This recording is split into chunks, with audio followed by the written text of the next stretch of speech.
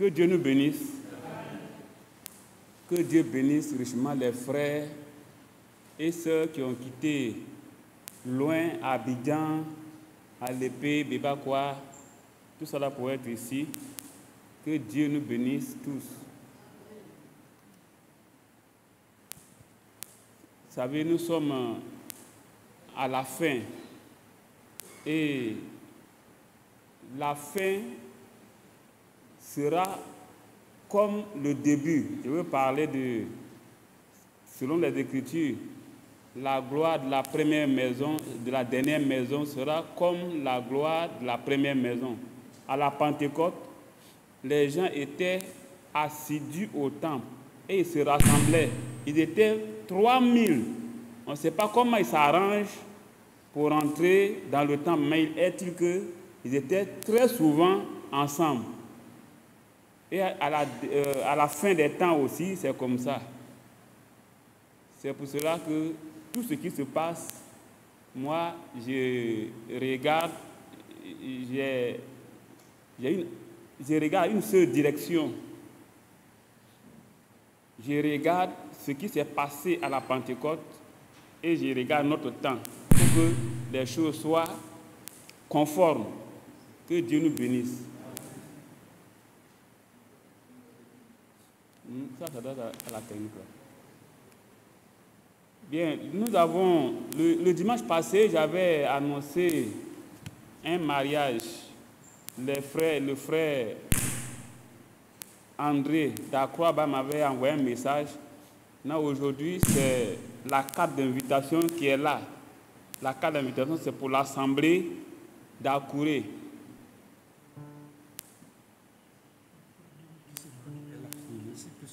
On dit que le frère est là, le frère est présent, le frère qui doit se marier le 12 juin. Le frère Akawa. Tu es au fond là-bas. Viens. Et la sœur aussi est là. La sœur est là. Bon. Je ne sais pas pourquoi nous aimons le fond. On veut rester au fond pour... Le frère Badi a tout fait. Il parlait doucement quand il n'y avait pas de haut-parleur pour que si on n'entend pas, on puisse se déplacer. Mais toujours, on aime le fond. Je ne sais pas, peut-être on veut se cacher là pour dormir. Que Dieu nous aide. Mais le frère Akawa, ouais, il se marie avec la sœur Yao Amena Georgette à Akroaba le 12 juin à 11h à la mairie d'Alépé, suivi de la bénédiction nuptiale à l'EPP Akroaba. Il dit, un repas vous sera servi à l'EPP Akroaba. Ils ont insisté, ils ont dit, tenue décente souhaitée. C'est-à-dire, on n'a qu'à bien s'habiller. C'est ça, que Dieu vous bénisse richement. Vous voyez, on ne doit pas... C'est surtout le côté des sœurs, des habits qui serrent et qui laissent voir des parties des corps, non. Il dit qu'il ne veut pas ça à son mariage. C'est lui qui l'a dit, hein, c'est lui qui a écrit ça, ce n'est pas moi. Que Dieu nous bénisse. Certainement qu'il aura encore, il aura encore d'autres précisions de mariage au fur et à mesure que les choses vont se dessiner.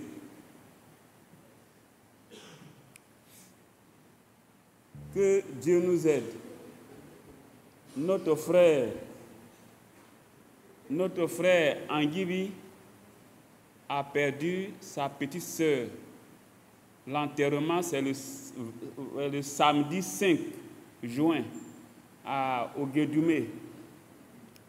Que Dieu nous aide.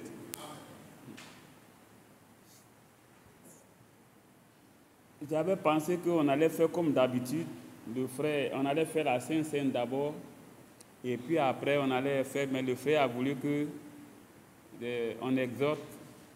Bon, donc je vais dire quelques mots, et puis après il va venir, on va faire la Sainte Seine, comme on va jusqu'au matin.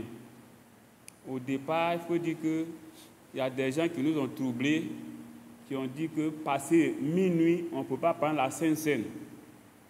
ce qui n'est pas vrai. Au temps de la Bible, 24 heures là n'existaient pas. C'était les veilles. Et la dernière fois, le frère a expliqué ça ici. Ce sont les veilles qui sont comptées selon les Écritures.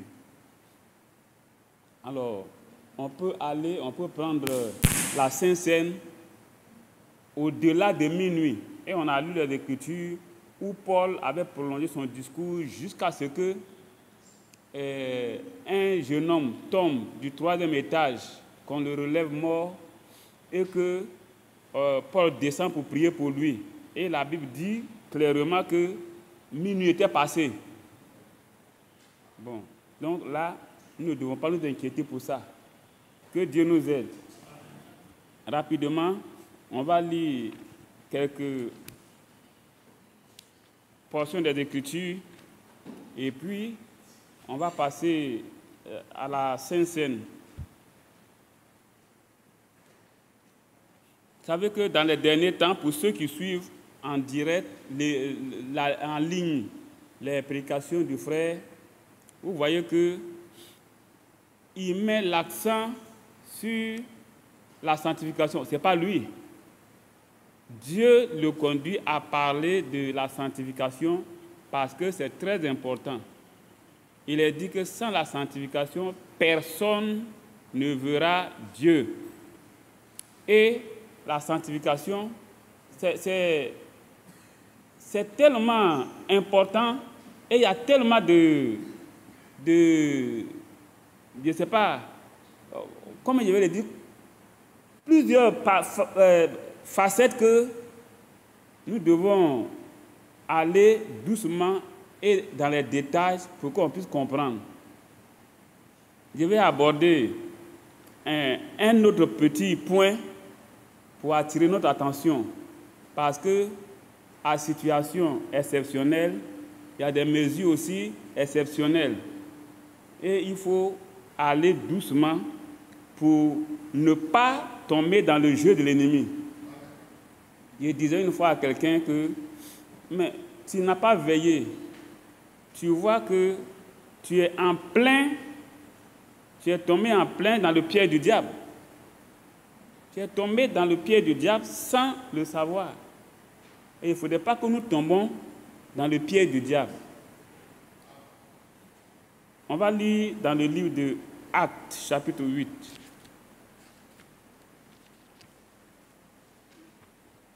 Je vais aller un peu vite pour qu'on puisse faire ce Actes, chapitre 8, à partir du verset 14. Acte 8, du verset 14 au verset 24. Les apôtres qui étaient à Jérusalem, ayant appris que la Samarie avait reçu la parole de Dieu, y envoyaient Pierre et Jean. Ceux-ci, arrivés chez les Samaritains, priaient pour eux afin qu'ils reçussent le Saint-Esprit, car il n'était encore descendu sur aucun d'eux. Ils avaient seulement été baptisés au nom du Seigneur Jésus. Alors Pierre et Jean leur imposèrent les mains et ils reçurent le Saint-Esprit. Verset 18. Lorsque Simon vit que le Saint-Esprit était donné par l'imposition des mains des apôtres, il leur offrit de l'argent en disant, « Accordez-moi aussi ce pouvoir, afin que celui à qui j'imposerai les mains reçoive le Saint-Esprit. » Mais Pierre lui dit, « Que ton argent périsse avec toi, puisque tu as cru que le don de Dieu s'acquérait à prix d'argent. Il n'y a pour toi ni part ni lot dans cette affaire, car ton cœur n'est pas droit devant Dieu. Répare-toi donc de ta méchanceté et prie le Seigneur pour que la pensée de ton cœur te soit pardonnée, s'il est possible, car je vois que tu es dans un fiel amer et dans les liens de l'iniquité. Amen.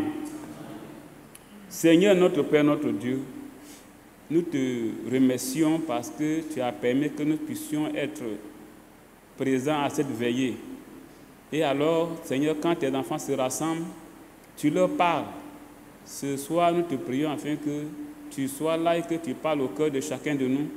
Et qu'à ton retour, Seigneur, tu puisses nous trouver, comme tu l'as dit, sans tache, ni rien de semblable. Que tu puisses nous trouver entièrement purs, corps, âme et esprit. Père, souviens-toi de nous et assiste-nous. Parle maintenant à nos cœurs, au nom du Seigneur, te le demandons. Amen. Que le Seigneur nous bénisse.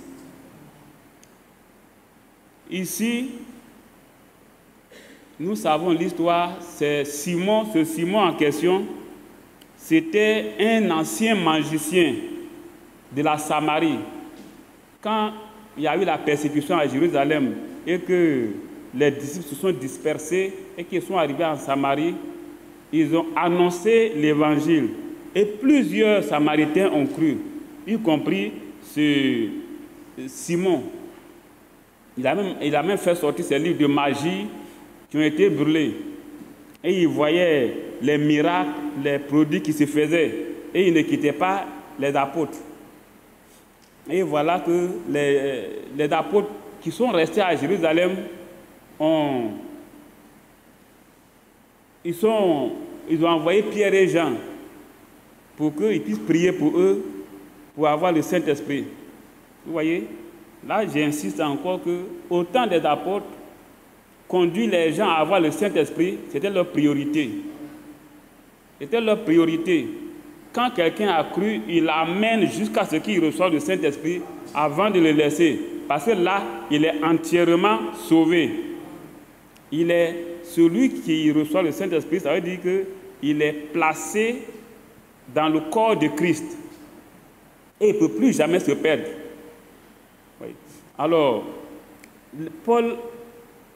Pierre et Jean étaient partis.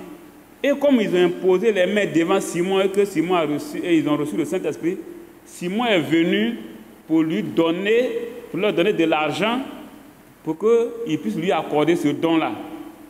Mais regardez les paroles que Pierre lui a adressées, le verset 20.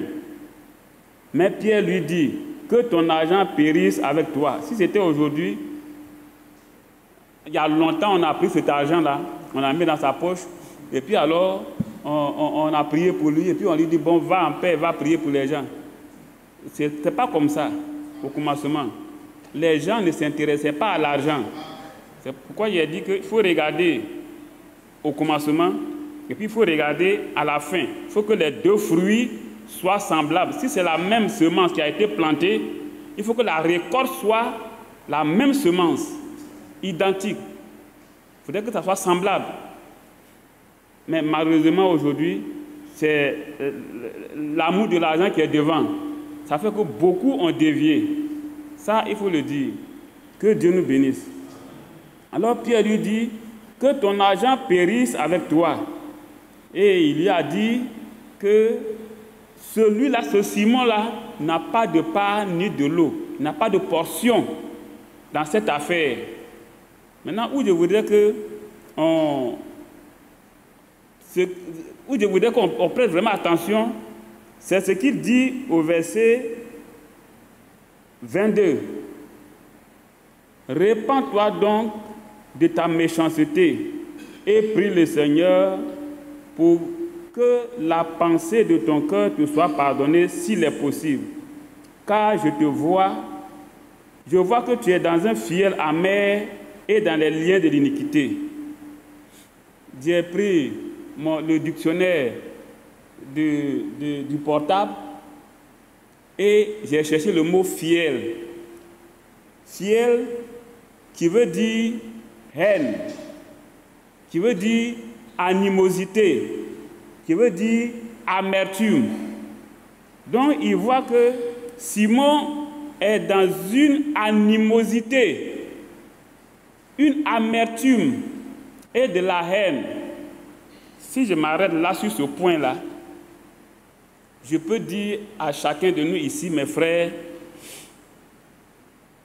ce qui nous pousse à faire quelque chose, c'est-à-dire le motif, derrière tout acte, derrière toute parole, derrière toute chose que nous faisons, il y a un motif, il y a un mobile, il y a une raison, il y a quelque chose qui nous pousse à faire quelque chose ou bien à dire quelque chose. Vous voyez? Alors, c'est ce à quoi je voudrais attirer notre attention. Je voudrais qu'on prête vraiment attention. Non, le mobile, c'est ce qui nous pousse à agir, ce qui nous excite à faire quelque chose. Derrière un acte que je pose, qu'est-ce qui se cache? Et il y a toujours quelque chose. Les frères ont l'habitude de le dire, que si quelqu'un te pose une question, c'est qu'il a lui-même un élément de réponse. Vous voyez? On ne fait rien pour rien. Derrière une question que quelqu'un pose, il a un élément de réponse. Il n'a qu'à donner la réponse d'abord, et puis on va voir si c'est pour compléter, ou bien si c'est pour compléter, ou bien si c'est pour rectifier, ou bien si c'est pour corriger. Là, on peut le faire. C'est ça. Mais voilà que derrière le comportement de Simon, il y a quelque chose qui est caché. Parce que quand on lit du verset 6, à partir du verset 6, à partir du verset 9, quand on lit, on voit que Simon épatait toute la ville par ses actes de magie, au point où les gens pouvaient être là et puis on l'acclame. On dit, ah, ça, celui-là, c'est la puissance qu'on appelle la puissance de Dieu. On dit, comme ils ne connaissaient pas le Dieu créateur du ciel et de la terre, alors Simon était pour eux un Dieu. Et il influençait tout le monde dans la ville. Donc, il voulait garder cette influence-là. Simon voulait conserver cette influence, étonner tout le monde. Alors, on suppose que, effectivement, Pierre prenait l'argent et qu'il lui donnait, il priait que Simon imposait les mains aux gens et il recevait le Saint-Esprit. Il allait encore continuer son influence. Il allait continuer à épater tout le monde.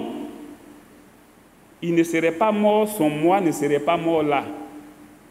Et Dieu sait toutes choses. Il n'a pas voulu que cela soit. Parce qu'il connaît l'intention qui est derrière la tête de Simon. C'est ça. Je voudrais que nous prêtions attention à ce qui nous pousse à agir. Quel mobile ou bien le motif de ce que nous faisons? Qu'est-ce qui nous pousse? Ça aussi, ça rentre en ligne de compte avec la sanctification.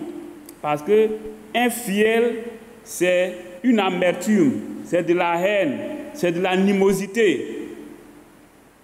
Maintenant, ce qui se passe souvent, les gens ne prêtent pas attention. C'est pourquoi quand il y a des gens qui suivent comme des moutons. Quand il dit ça, on me dit que j'insulte quelqu'un.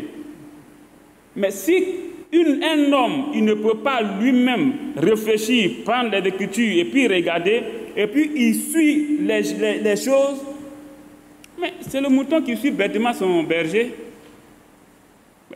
Ce n'est pas moi. Dans la Bible, il y a plusieurs Écritures qui le montrent. Quand on prend par exemple Matthieu 27 et qu'on lit à partir du verset 20, on a vu que les principaux sacrificateurs, les scribes, les sadducéens, les pharisiens étaient contre Jésus. Depuis qu'il a commencé à exercer, ils étaient contre lui. Ils cherchaient des occasions même pour le faire arrêter et pour le mettre à mort. Mais comme le temps n'était pas arrivé, Jésus quittait au milieu d'eux, il sortait, il partait, et personne ne mettait la main sur lui, jusqu'à ce que ce jour-là arrive. Et quand on lit, on voit que les principaux sacrificateurs, les scribes, les pharisiens, avaient corrompu la population. Quand on va vous demander qui relâcher, criez Barnabas, Barnabas, Barnabas. Qui il faut crucifier, crier Jésus, Jésus, Jésus, crucifie-le.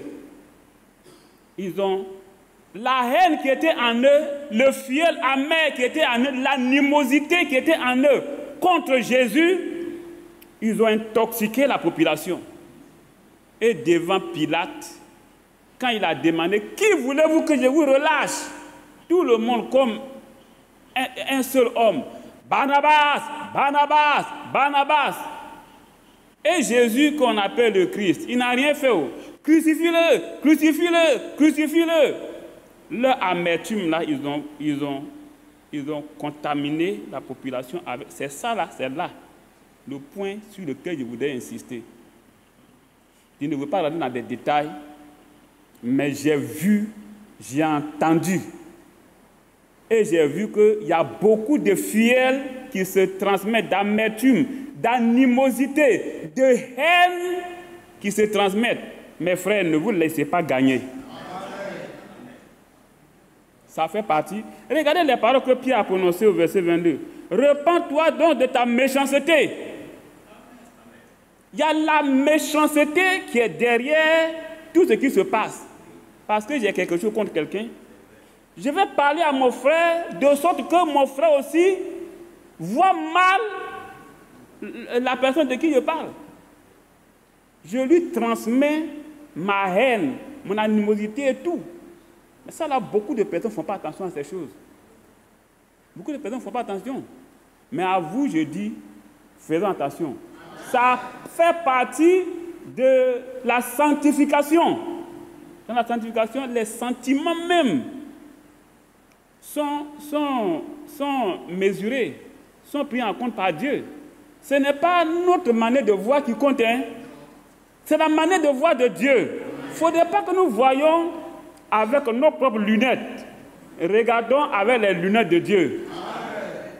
Regarde ce qu'il dit ici. Repends-toi donc de ta méchanceté et prie le Seigneur pour que la pensée de ton cœur te soit pardonnée s'il était possible. Car je vois que tu es dans un fiel amer et dans les liens de l'iniquité, dans les chaînes du péché. Oui, imaginez-vous, quelqu'un qui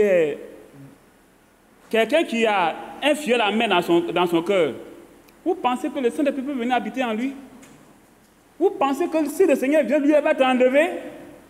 Alors que dans son cœur, il a conçu de la haine et il entraîne, il dresse les gens, il amène les gens à avoir la même vision que lui. Faisons attention. Que Dieu nous aide. Donc, nous ne devons pas, nous-mêmes d'abord, chercher à envoyer, entraîner d'autres personnes à voir comme nous,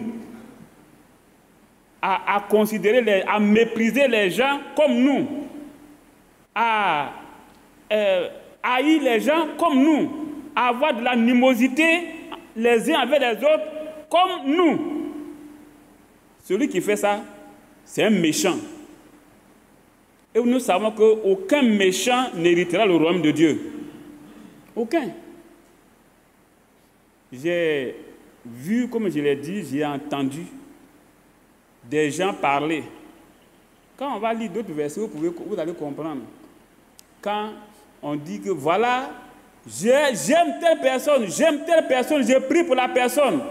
Mais par la suite, les paroles qui suivent montrent que c'est un mensonge.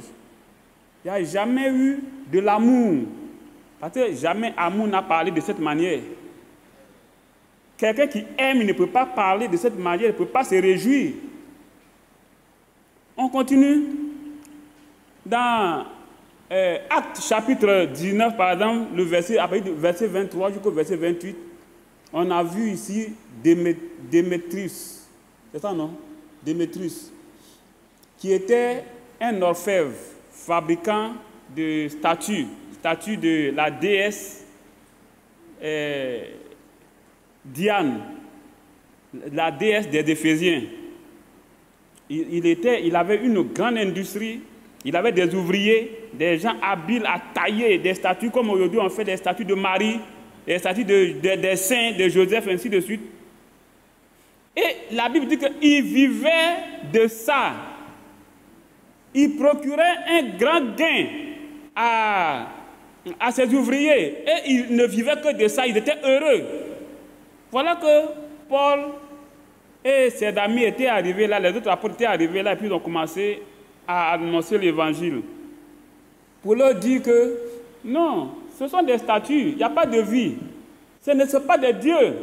Vous vous trompez. Le vrai Dieu là, c'est lui qui a créé le ciel et la terre. Et c'est lui, l'Éternel, c'est lui Jésus. C'est lui que nous vous apportons. Il vous aime tellement qu'il est venu pour mourir pour vous. Et celui qui accepte, qui se donne à lui, il aura la vie éternelle. Et les gens, comme il y a des miracles qui se faisaient aussi, des guérisons, toute la population presque s'est jointe à Paul et ils écoutaient la parole de Dieu. Et comme Démétrius et ses ouvriers ont vu que ça a commencé à prendre de l'ampleur et que les gens ont commencé à délaisser parce qu'ils connaissaient leur chiffre d'affaires par jour. Combien de fois les gens venaient acheter les statues? Mais depuis que Paul était dans la ville, son chiffre d'affaires a baissé. Il a appelé d'abord ses ouvriers. Il a dit, mais vous voyez, nous sommes en danger. Nous sommes en danger. Ce que ce bonhomme est en train de dire, là, de faire là, si nous ne faisons pas attention, c'est nous qui allons perdre. Notre industrie va tomber. Et puis, on n'aura plus rien. On sera pauvre. Et puis encore, notre déesse là, il va perdre sa valeur, elle va perdre sa valeur. Et maintenant, quand de là, ils sont rentrés dans la population, l'intérêt, le motif qui les poussait là, ils ont mis ça de côté. Hein. C'est-à-dire leur propre bien-être, leur industrie qui va tomber. Il dit, mais vous voyez, ce que Paul annonce là, ça va faire que notre déesse va perdre sa valeur, alors que nous savons que c'est Diane qui est la déesse sur toute la terre, ce qui n'est pas vrai. Vous voyez? Et alors, toute la population s'est soulevée. Et quand on lit, à partir du verset 32 là-bas, on voit qu'il y a des gens à la fin, ils ne savent même pas pourquoi ils sont là. Ils ne savent même pas pourquoi ils sont là. Quand on demande, mais pourquoi? On dit non, comme j'ai vu les gens sortir puis crier, moi aussi je me suis joint. Ah, voilà les moutons. C'est les moutons. Ils ne savent pas, il y a des gens qui ne comprennent rien. Mais ils se mettent dans le groupe parce que tout le monde est dans le groupe. Autant Jésus, c'était comme ça aussi. Hein. Autant de Jésus, à l'arrestation de Jésus là. Il y a des gens qui sont là, ils crient seulement, crucifie-le, crucifie-le, mais ils ne savent pas pourquoi. Les principaux sacrificateurs, ils savaient ce qu'ils visaient. Vous voyez? Ici, Démétrius et ses collègues savaient ce qu'ils visaient. Ils protégeaient leur intérêt. Mais ils ont pris la population comme couverture pour pouvoir éloigner, chasser Paul et les autres apôtres. C'est ça. Donc, mes frères, derrière l'acte que les gens posent, ils défendent leur intérêt. Derrière l'acte que les gens posent là, ils défendent leur intérêt. Et une fois, je parlais avec un frère qui m'a posé une question, puis je répondais, je lui disais comme ça que, vous savez, ce monde-là est régi par des lois.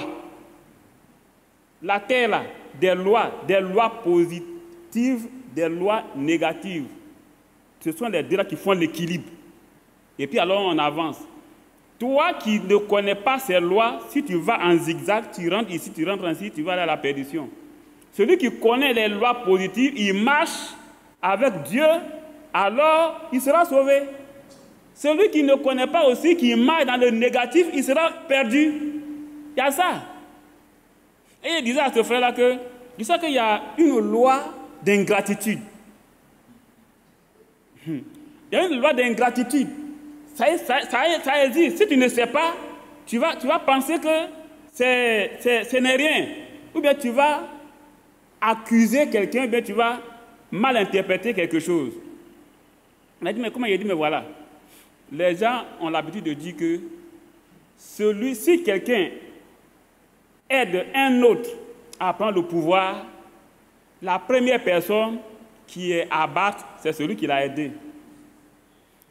Je ne sais pas si vous me faites comprendre.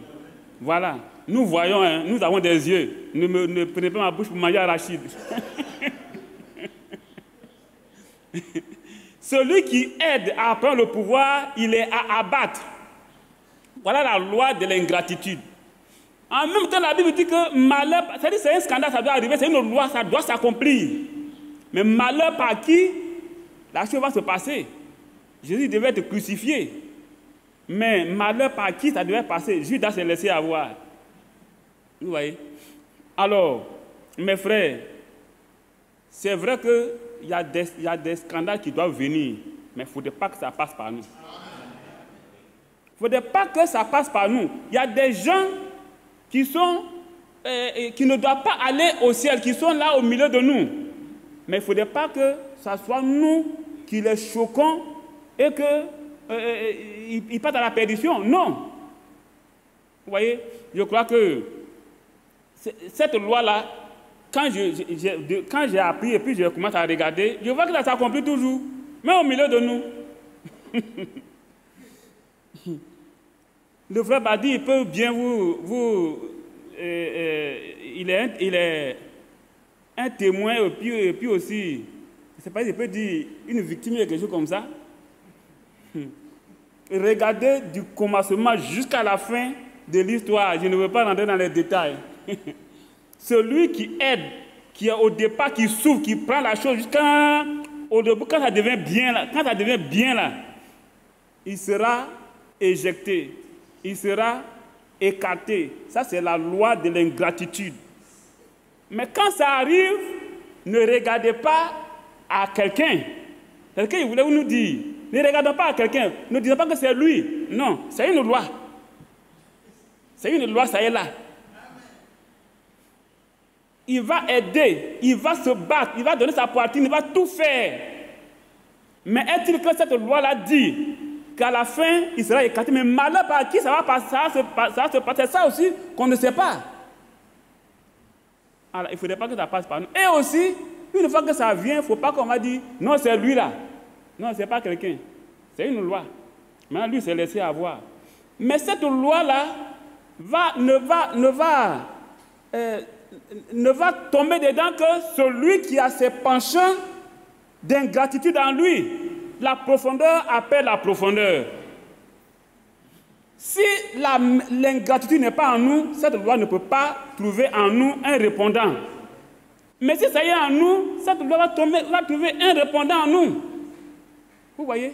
Alors faisons très attention dans notre marche. Tout est dans les Écritures. Hein. Mais ça dépend de la manière on lit et de la manière on comprend. C'est ça. Donc, si quelqu'un subit une injustice quelque part, il ne faut pas qu'il va se plaindre. Il ne faut pas qu'il va pleurer. C'est comme ça. Mais seulement, la Bible dit, malheur par qui cela va arriver. Ça aussi, nous devons faire très attention là-dessus. Donc, derrière un acte que quelqu'un pose, il y a toujours un esprit. Et derrière un acte que quelqu'un pose, il y a toujours son objectif à atteindre. Il sait ce qu'il veut atteindre. Et il va pousser les autres à avoir la même vision que lui, la même amertume, animosité, tout cela. Mais faisons attention, ne nous laissons pas gagner. On peut lire encore dans Philippiens, si on veut revenir maintenant sur nous, ce que j'ai dit, c'est d'une manière générale. Maintenant, si on veut regarder dans les Écritures, Philippiens chapitre 1, à partir du verset 15.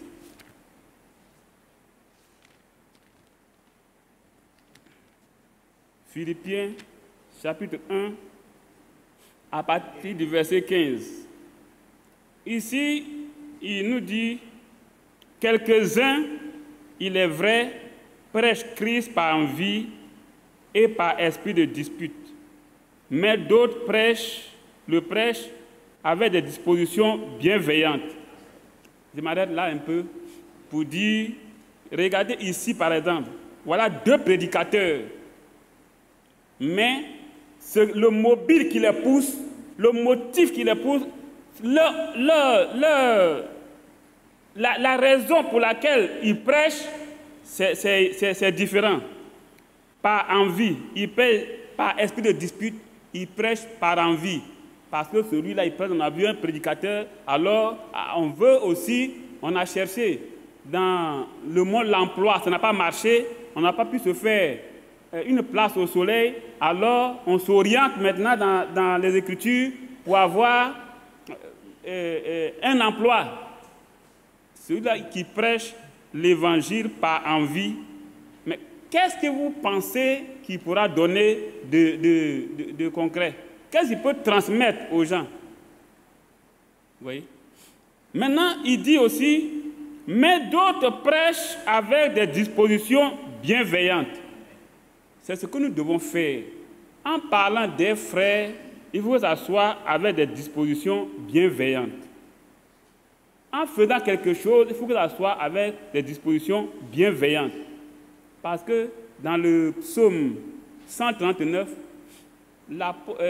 David dit, « Quand j'étais encore dans le sein de ma mère, informe, toi tu me connaissais, tu me vois.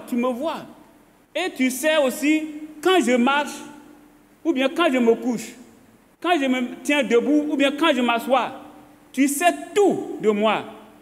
La parole n'est pas encore sur ma langue, que tu la connais entièrement. » Dieu n'a pas besoin qu'on dise tout. Même dans notre pensée, Dieu sait. Vous voyez? Alors, les dispositions, on peut bien dissimuler les dispositions qui sont en nous. Mais Dieu, lui, il sait. Dieu, lui, il voit. C'est pour cela que la sanctification doit aller jusque-là. Dans les petits détails. Même en disant quelque chose, il faut que ça soit une disposition bienveillante. Il ne faudrait pas qu'il y ait un brin d'amertume dans notre cœur quand on parle de quelqu'un. Mais malheureusement,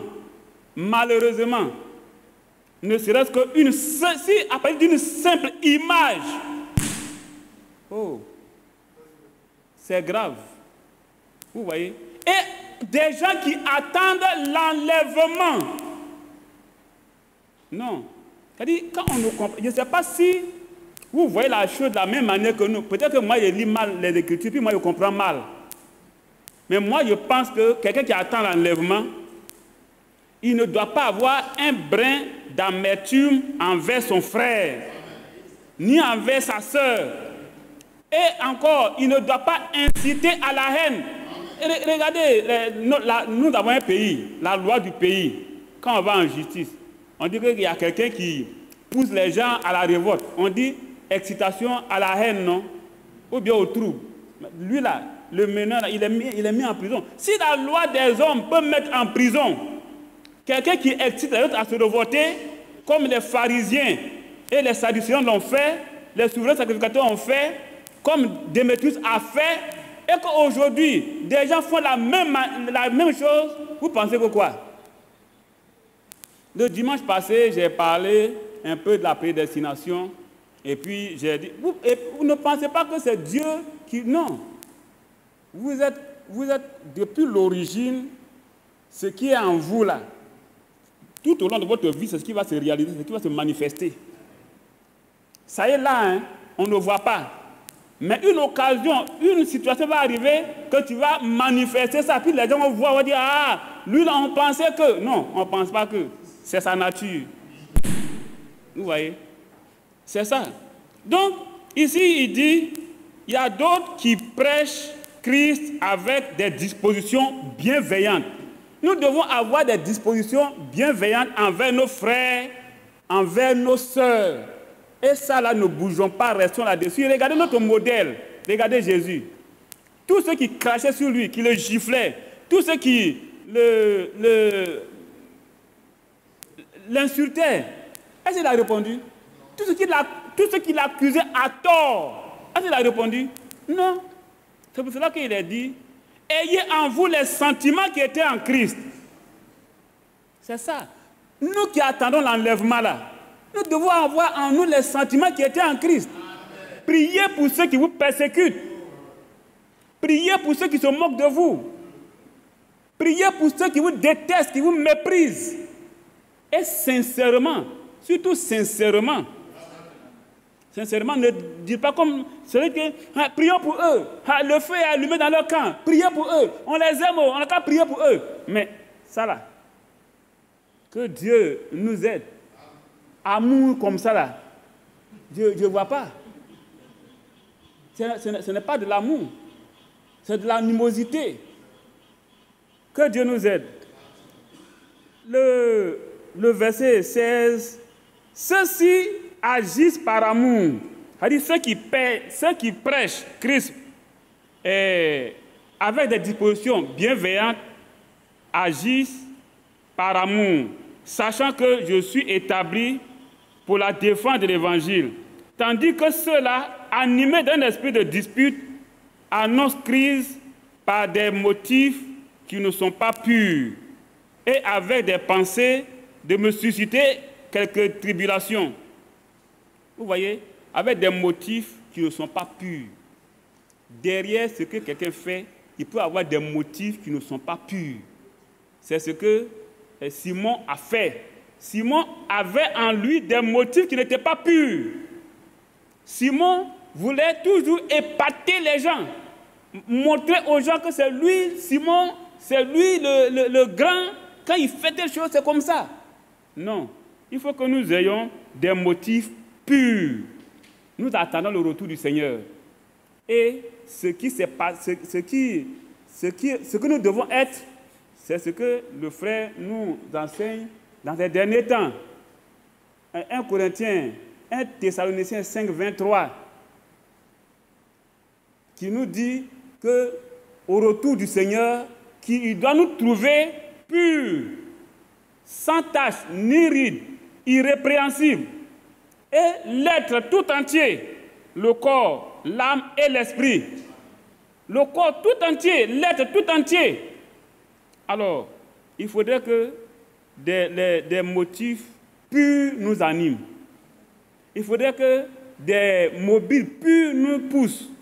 Il faudrait que des intentions pures nous poussent. Maintenant, si nous agissons par animosité, si nous agissons par amertume, parce qu'on a quelque chose contre quelqu'un, il y a longtemps on a la chose contre quelqu'un, mais on ne peut pas agir. Mais je m'imagine, je me pose la question, quelqu'un qui, un jour, peut prêcher l'évangile, et puis, je suis là, je vais crier avec une large bouche, Amen! Et puis, demain, je vais me retrouver encore haïssant cette personne. Mais ça, c'est quel esprit, ça? Hier, il était bien, j'ai répondu Amen. Aujourd'hui, il devient démon. Donc, qui est démon? Pourquoi j'ai répondu Amen? J'étais d'accord avec lui. Donc, le démon, là, ce n'est pas lui seul. Si on dit qu'il est démon, moi aussi, je suis démon parce que ce que le démon a dit, j'ai approuvé. Vous voyez? Alors, que Dieu nous aime, que Dieu nous aide. Donc, nous devons être animés d'un esprit pur, d'un motif pur, de bons sentiments en parlant d'un frère à quelqu'un, bien d'une sœur à quelqu'un. Ou bien en agissant, il faut que le motif qui nous pousse, que ça soit pur. Derrière un acte que nous posons, il y a toujours un esprit. Et si c'est l'esprit de Dieu, cet esprit de Dieu-là nous poussera à dire des choses qui viennent de Dieu, par amour. Mais si c'est dans un fiel amer, si c'est dans un esprit d'animosité que nous agissons, mes frères, c'est qu'on est loin. L'enlèvement va venir, ça va passer, on n'ira pas. Et il y a plusieurs petits points comme ça que j'ai pris pour montrer que Dieu, lui, ne regarde pas à l'acte que nous posons. C'est vrai, il regarde à l'acte, mais même le motif même qui est derrière notre tête, si quelqu'un n'arrive pas à percevoir, mais Dieu lui perçoit. Est-ce que vous comprenez? Si quelqu'un n'arrive pas à percevoir il y a des gens qui sont malins. Ils vont cacher ce qui les pousse. Ils vont bien dissimuler, bien habiller, vous n'allez pas percevoir. Mais si vous ne ramenez pas tout aux Écritures, vous allez tomber dedans. C'est pour ça que je dis, faites attention. Vous voyez? Je vais prendre un exemple pour qu'on puisse vous comprendre. Proverbes chapitre 3.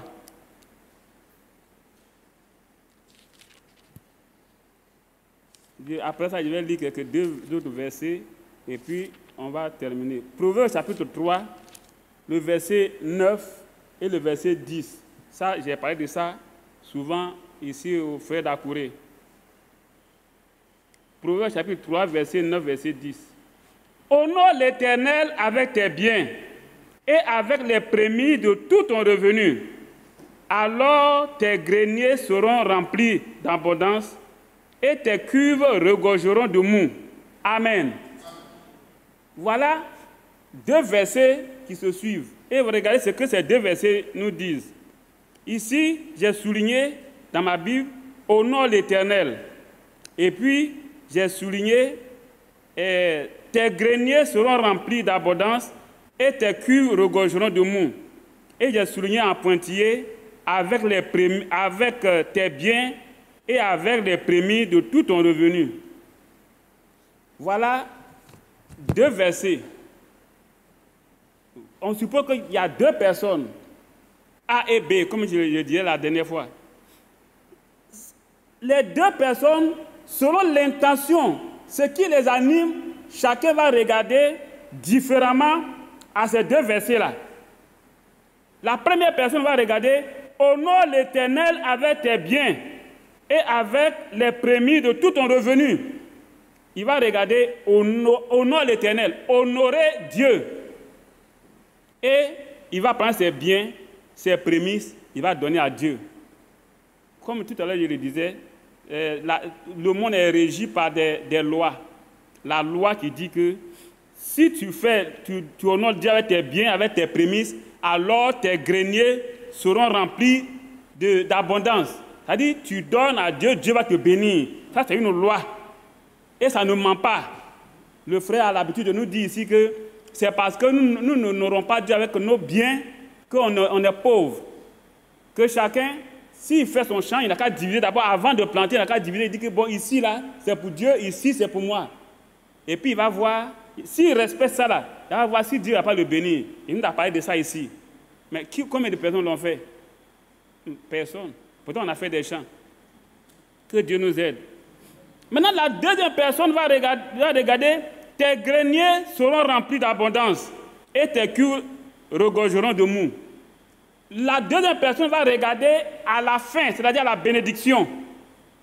Ah, comme je veux être plus riche, je veux avoir beaucoup de biens encore, alors je vais honorer l'Éternel avec mes biens et avec les prémices. Vous voyez, les deux personnes vont agir de la même manière. Ils vont honorer Dieu avec leurs biens et leurs prémices, les deux. Mais la première personne a pour motif, a pour objectif, a pour but d'honorer Dieu. Honorer Dieu. Mais l'autre, lui, il ne regarde qu'au résultat, la bénédiction qui va venir. Et quand les deux vont agir, effectivement, la loi va produire. Ils seront bénis. L'un comme l'autre seront bénis. Maintenant, comment est-ce qu'ils vont faire? La première personne qui veut honorer Dieu va prendre encore la bénédiction pour encore avancer le royaume de Dieu. Vous voyez? Il va prendre cette même bénédiction pour honorer Dieu davantage. Vous voyez? Et la seconde personne va quitter, peut-être à Bobo où elle était, pour aller s'établir à Cocody. À Angré, il va acheter de nouvelles maisons, il va changer de voiture, et puis, parce que lui, son objectif, c'est d'avoir beaucoup d'argent, et puis faire le pharaon. Vous voyez? Les deux là, le motif qui les a poussés devant Dieu, la première personne c'est-à-dire, sera considérée par Dieu plus que l'autre. Mais pourtant, les deux ont mis une parole de Dieu en pratique. Les deux ont été bénis. Mais Dieu sera plus favorable à la première personne parce que la première personne a cherché la gloire de Dieu. Et je ne sais pas si on me comprend. Voilà. Donc, c'est comme ça que moi, je comprends les choses. Donc, frère, derrière ce qui nous pousse, nous motive à faire quelque chose, il y a toujours un motif qui est caché. Mais il faut que ce motif-là soit pur. C'est ce que je veux qu'on comprenne. Il faut que ça soit des dispositions bienveillantes. Il ne faudrait pas que ça soit de l'animosité, de la haine, mais de l'amertume. Ça ne pourra pas marcher. Vous voyez? Donc, honorer Dieu avec ses biens, c'est bien. La bénédiction va venir. Si la bénédiction vient, on prend encore cette bénédiction encore pour honorer encore plus Dieu, ainsi de suite, pour honorer les fils de Dieu, ainsi de suite. Que Dieu nous aide.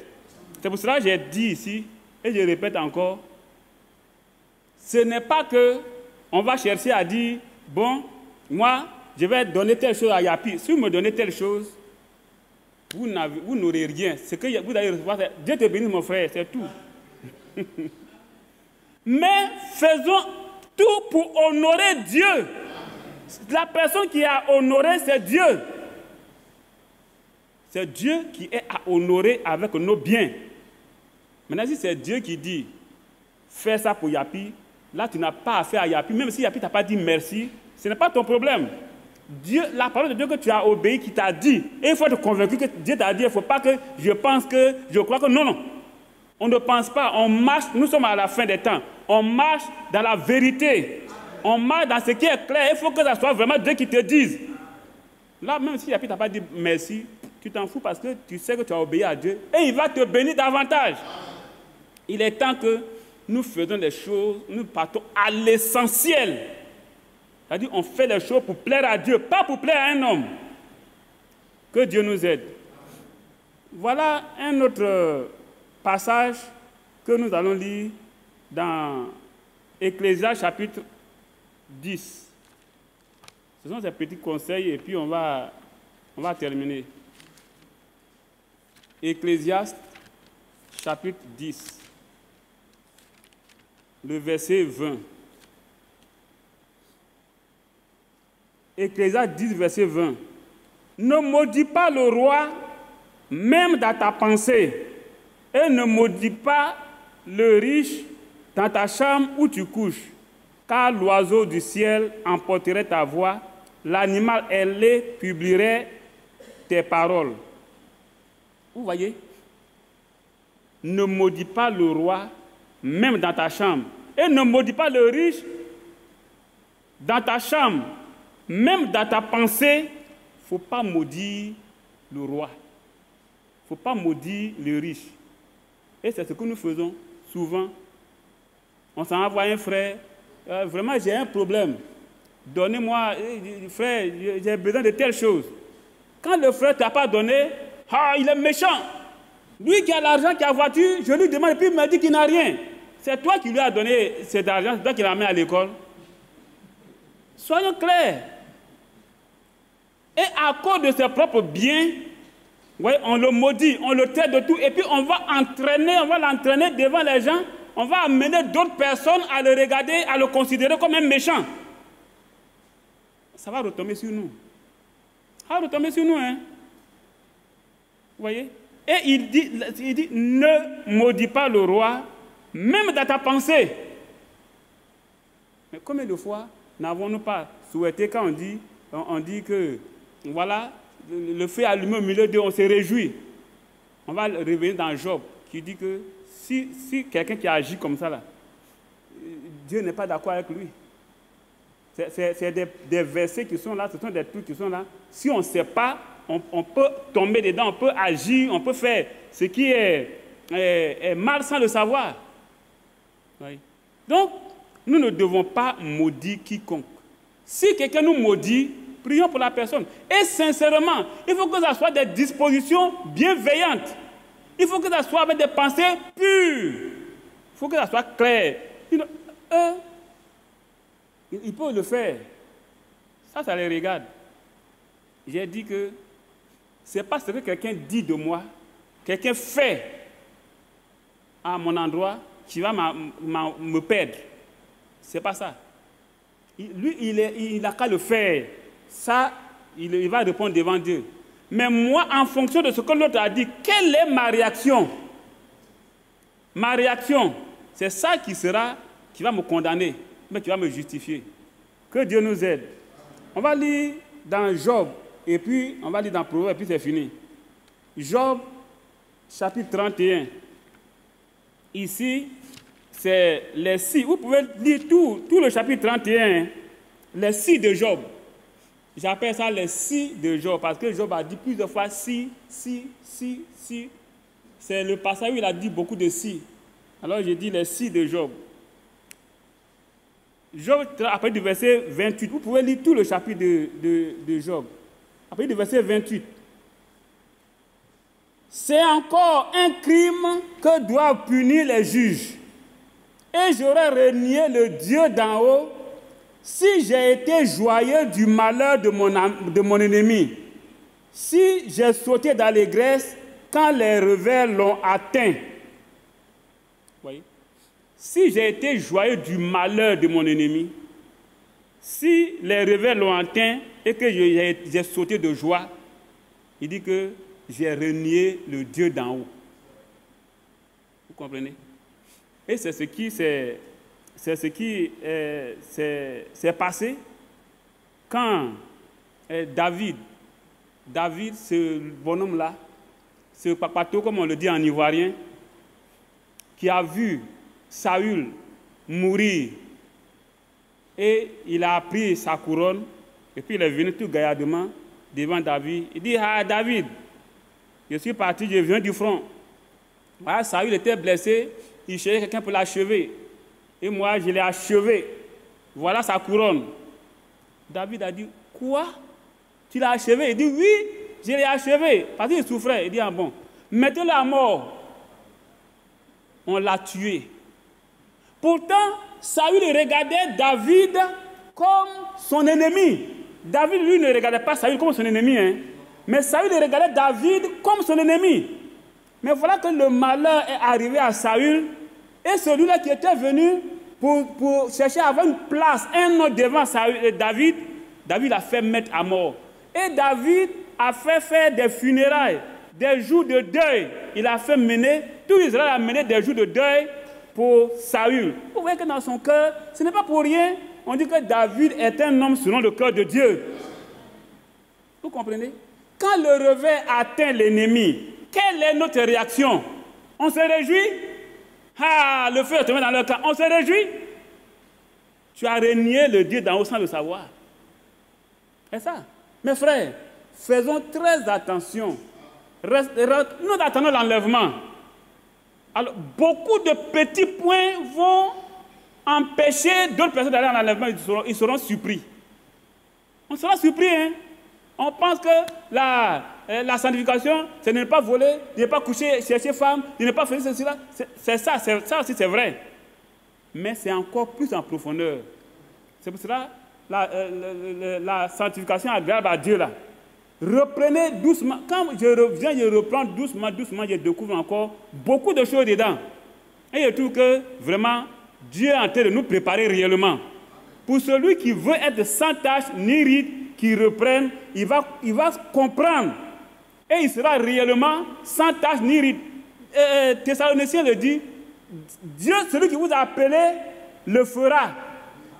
C'est-à-dire, il vous rendra parfait. Voilà les paroles qui viennent. Si quelqu'un a des oreilles, c'est ce qui a été dit l'autre dimanche passé, quand celui qui a des oreilles entend, ce n'est pas pour entendre seulement, hein, mais si on entend, on doit mettre en pratique. Est-ce que vous voyez? Que celui qui a des oreilles entende et qu'il mette en pratique. C'est ce que ça veut dire. Que Dieu nous aide. Un dernier passage, Proverbe 24. Verset 17 et verset 18. Proverbe 24.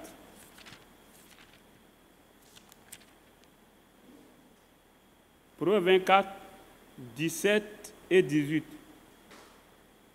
Ne te réjouis pas de la chute de ton ennemi, et que ton cœur ne soit pas dans l'allégresse quand il chancelle, de peur que l'Éternel ne le voie, que cela ne lui déplaise et qu'il ne détourne de lui sa colère.